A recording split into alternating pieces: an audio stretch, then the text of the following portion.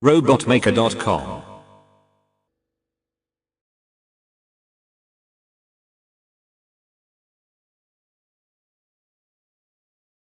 Bonjour les amis. Avec ce cinquième volet, nous allons aborder non pas toutes les expériences scientifiques, pseudo-scientifiques, embarquées à bord, mais uniquement les principales. Nous allons commencer par enregistrer un spectre colorimétrique, c'est-à-dire lancer la fonction qui va déplacer le filtre coloré, qui est translucide ici, au-dessus de la cellule photorésistante qui se trouve juste en dessous. Observez bien ce qui va se passer parce que la motorisation dans cette fonction-là est extrêmement rapide. On va donc enregistrer un spectre couleur. Vous avez entendu? Quand j'ai appuyé sur le bouton pour valider la fonction, nous avons une erreur. Le témoin de la LED tricolore s'est allumé en bleu, tout simplement parce que je n'ai pas allumé la sécurité.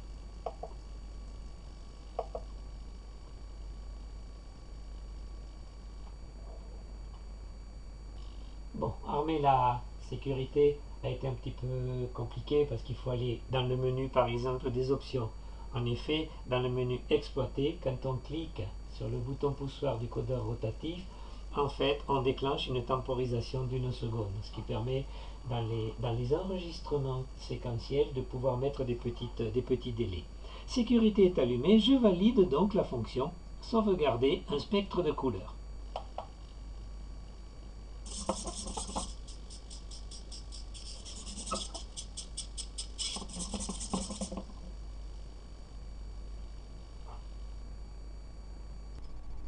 Nous sommes revenus dans l'une des stations de poursuite et on est face à l'une des consoles de maîtrise. Désolé pour la qualité médiocre de l'image, mais la petite caméra utilisée, 22 € sur internet pour compris, vous vous doutez bien que pour ce qui est de faire des zooms par exemple, elle n'est quand même pas extraordinaire. Et puis il faut aussi dire que l'afficheur qui est ici est vraiment minuscule quand vous comparez par exemple aux têtes de vis ici qui sont des vis au filetage métrique de 3.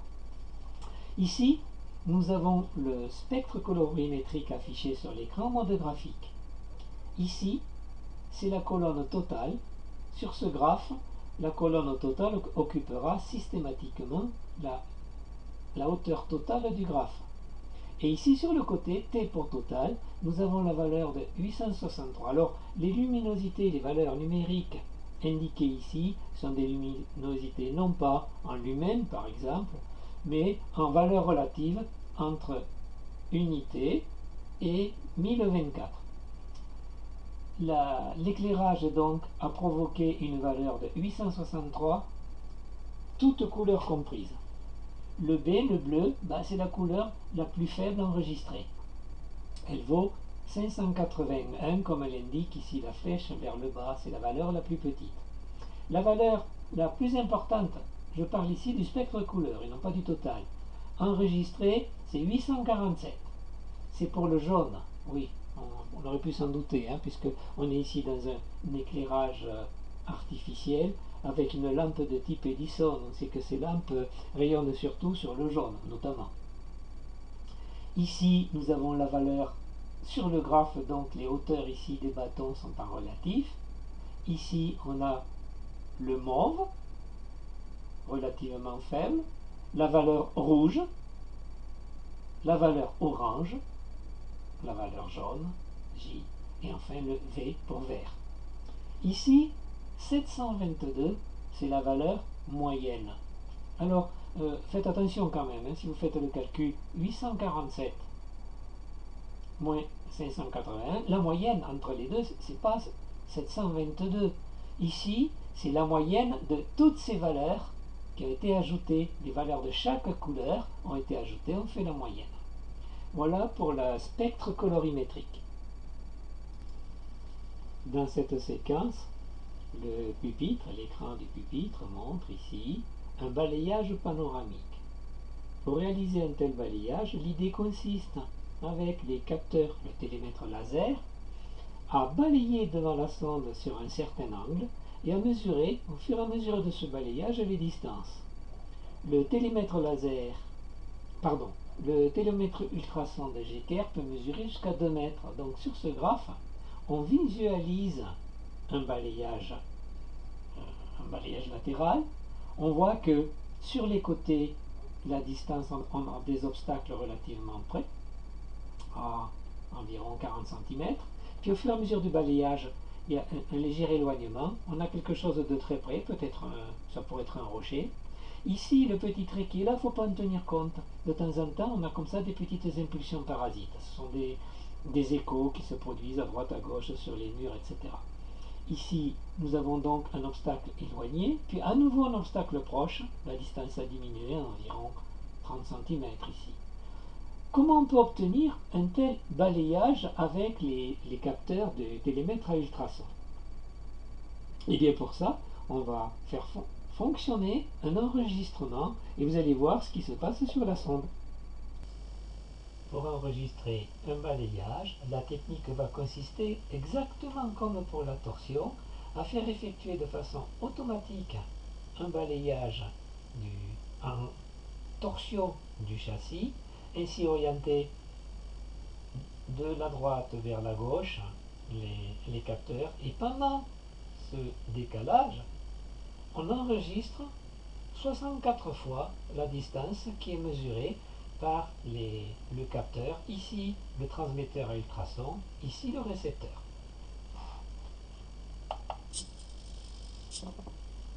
Vous voyez que c'est très rapide, hein?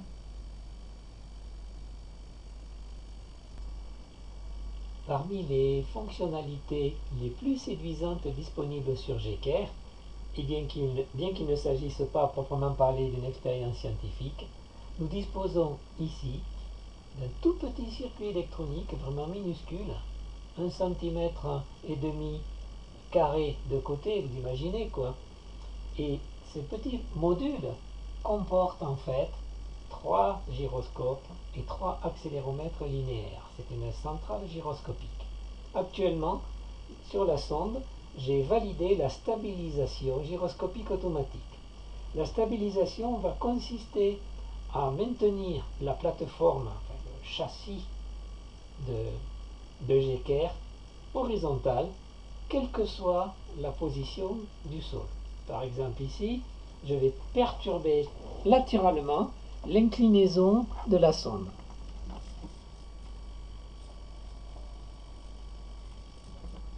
On va l'incliner dans l'autre sens. Alors là, je l'embête un petit peu, mais elle ne se laisse pas faire. Notez au passage donc que bien que le sol soit maintenant incliné, eh bien le châssis lui reste systématiquement horizontal. La sonde est vue maintenant du côté bâbord. L'avant se trouve ici, on le reconnaît parce que là vous avez le pare-choc anti-basculement qui protège les diodes électroluminescentes des phares. La sonde est vue sur le côté, et bien ce que je vais faire, je vais soulever l'arrière pour essayer de la faire piquer. Et vous pouvez remarquer qu'il y a une très très grande efficacité ici de rectification de l'horizontalité du châssis. On met le sol plus haut vers l'avant, et là encore, la sonde rétablit automatiquement l'horizontalité du châssis. Et puis, on peut à la fois latéralement et dans toutes les directions, hein, et systématiquement, le châssis reste parfaitement horizontal. Ça a quand même un petit côté magique, hein.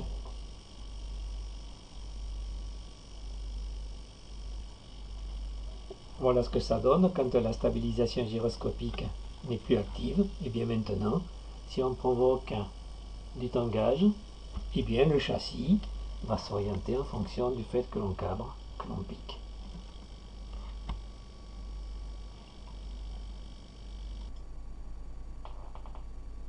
Ici, nous sommes toujours dans le menu exploiter, comme on le voit dans le cadre réservé ici au titre.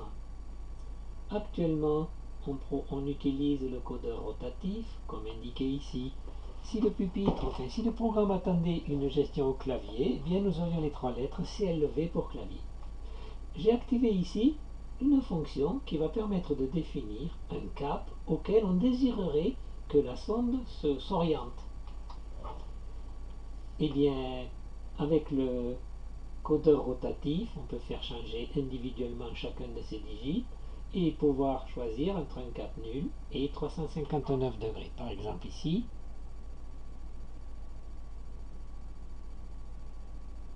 on va prendre par exemple 65 degrés. En utilisant les touches de déplacement latéral, si j'ai bon souvenir, on déplace le digit et puis ici par exemple je vais augmenter à 5. Ça par exemple c'est le cap qu'on désirerait, vers lequel on désirerait orienter notre sonde. Ici nous sommes revenus dans le menu des options et dans le menu des options nous avons affichage de la navigation en continu. Je vais donc valider cette option, mais avant j'appuie sur le bouton rotatif pour allumer la sécurité, parce que sinon on aura une erreur 12, et puis je valide la fonction. Et c'est ici que nous avons le tableau de bord de GKR qui en indique l'assiette exacte. Actuellement, le petit bug qui est là, le petit cercle, est à 45 degrés par rapport au nord magnétique. Le nord magnétique ici, 45 degrés. Actuellement, la sonde est au cap de 38 degrés. Ici, nous avons en latéral l'inclinaison en roulis. Elle est actuellement de moins 1 degré. Le négatif, c'est vers la gauche, le positif, c'est vers la droite. Ici, la visualisation graphique est extrêmement sensible puisque du 0, inclinaison nulle, à inclinaison de 10 degrés, on balayerait toute cette zone.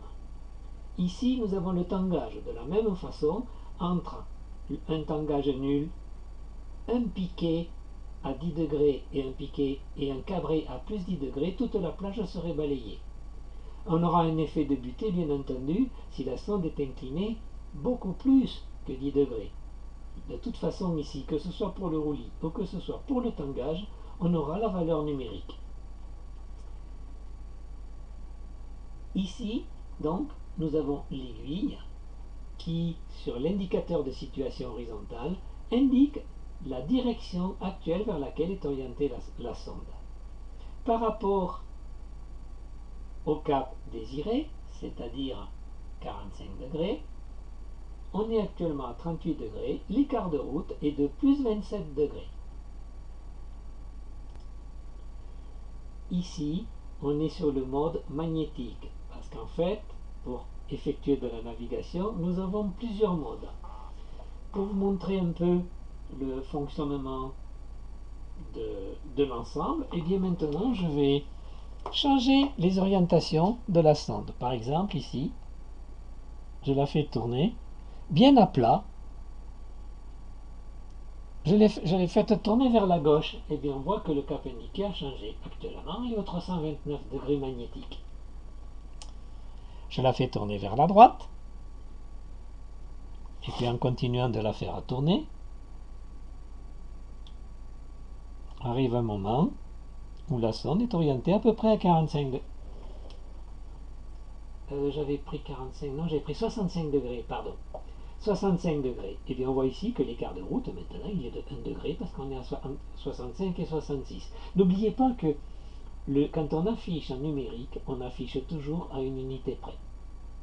Maintenant, on va observer ici les inclinaisons de la sonde en roulis et en tangage. Je prends la sonde carrément en main, en l'air.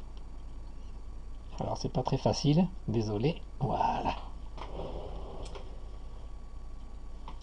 En roulis, là j'incline à gauche, là j'incline à droite. Vous remarquez que dès qu'on dépasse un roulis, alors le roulis c'est la valeur numérique ici, et c'est le graphe qui est là. Dès qu'on dépasse un roulis les 10 degrés, et bien sur le graphe ça ne bouge plus. Par contre on peut aller jusqu'à 90 degrés dans un sens ou dans l'autre. Alors là je vais peut-être l'incliner pratiquement jusqu'à 90 degrés.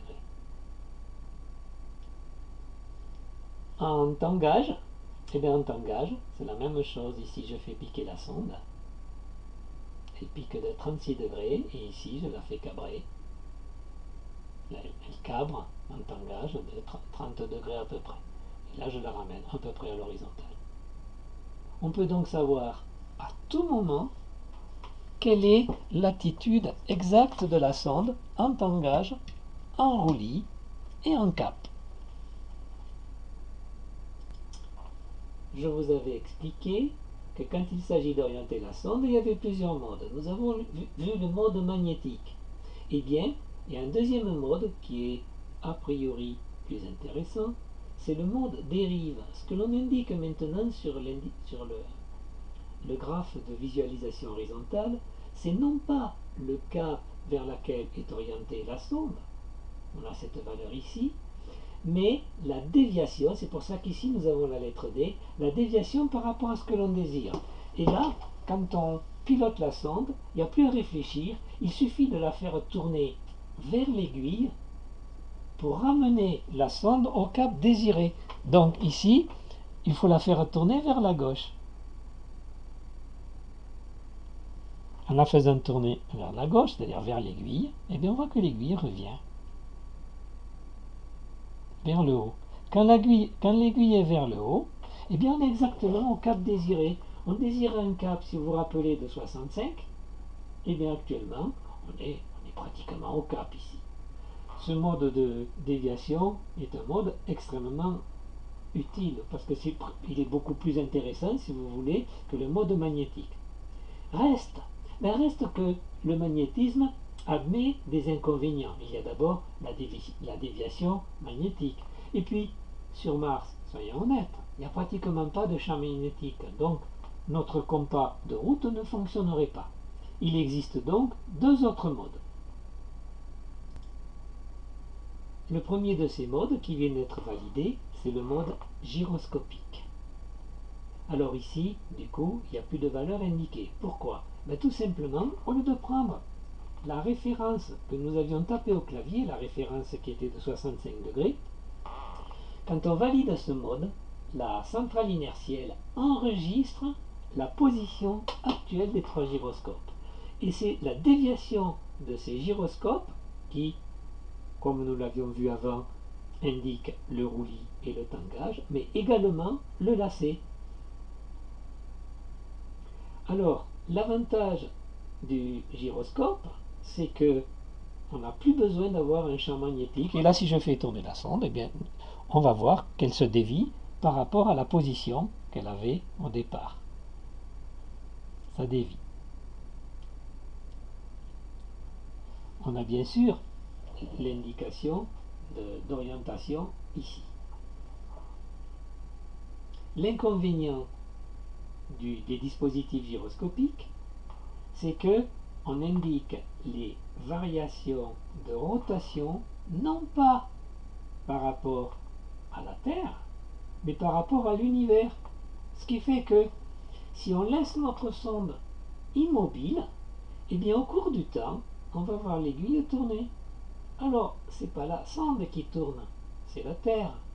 D'où le problème qui est classique pour tous les gens qui pilotent des petits avions et qui ont ce qu'on appelle un conservateur de cap gyroscopique, eh bien régulièrement, il faut recaler le gyroscope. Sinon, eh bien, on a une déviation qui est notable. Quand je dis notable, le calcul est vite fait. 360 degrés en 24 heures, ça veut dire que le conservateur de cap, quand il est de type gyroscopique, donc par rapport à l'univers, tourne 15 degrés par heure, c'est sa déviation due à la rotation terrestre. Alors, compenser régulièrement, ça peut être une difficulté supplémentaire pour les pilotes, pour les gens qui s'occupent de la sonde sur le sol martien.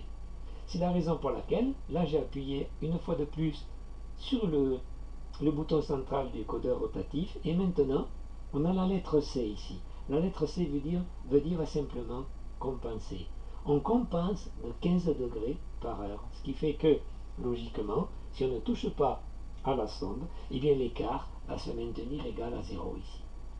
Alors que, au contraire, Si on était dans le mode simplement gyroscopique, eh bien on verrait l'écart augmenter de 15 degrés par heure. Il n'est pas question dans ces petites vidéos de vous montrer toutes les possibilités du logiciel de Gecker.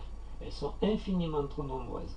Je vais juste, histoire de vous faire envie, vous montrer une ou deux petites bricoles, et puis on en restera là pour cette séquence, pour ces quelques vidéos. Ici, eh bien, on est susceptible d'être face à un oscilloscope. Autrefois, c'était des genres oscilloscopes à tube cathodique, et c'est tout au moins ce qui est censé être simulé.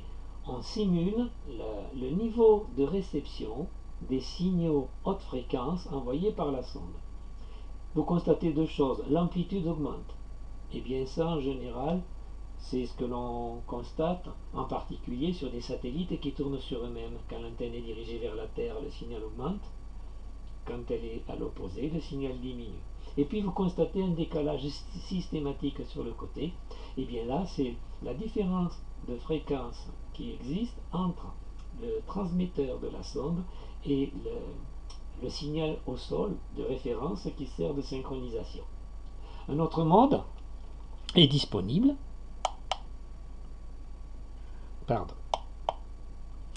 C'est le mode de déphasage. Alors, de quoi il s'agit?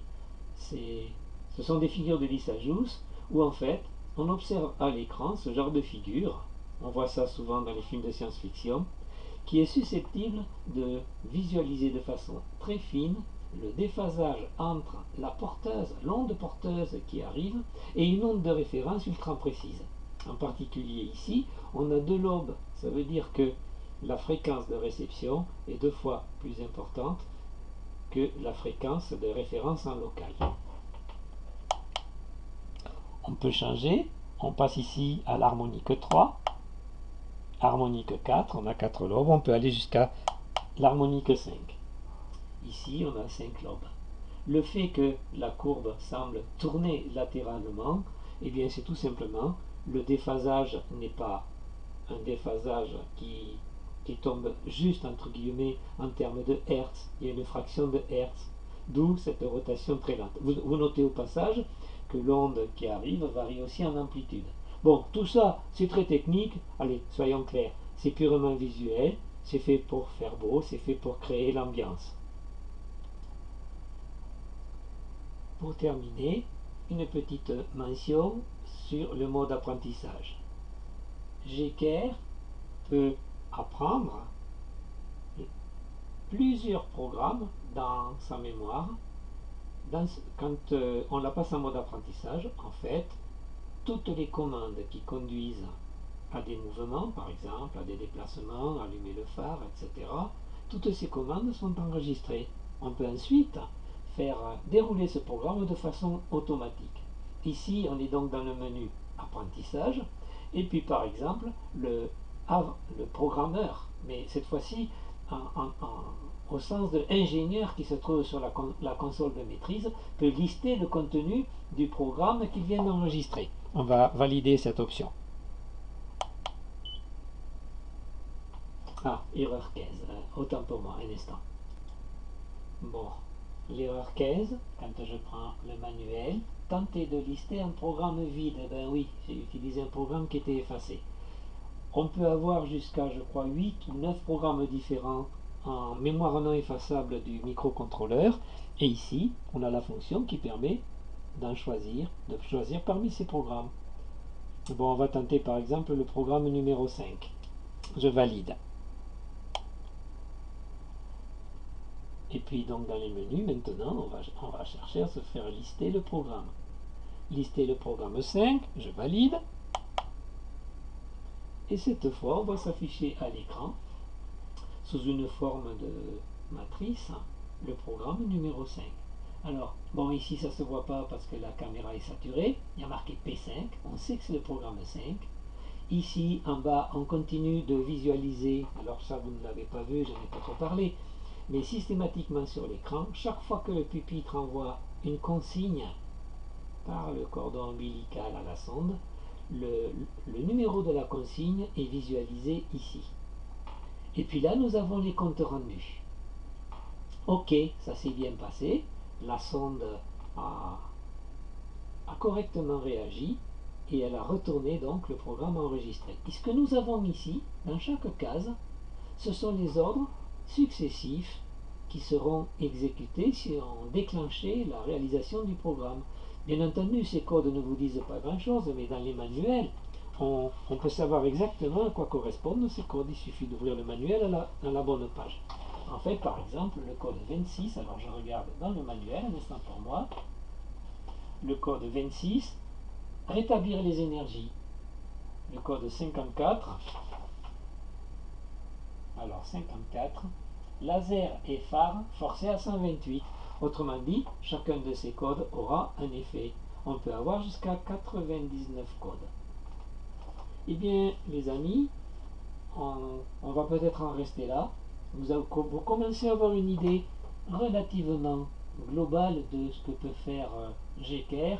Soyez conscient du fait que dans ces vidéos, on a dû voir à peu près le cinquième de toutes les fonctionnalités. Et encore, je dois être loin du compte.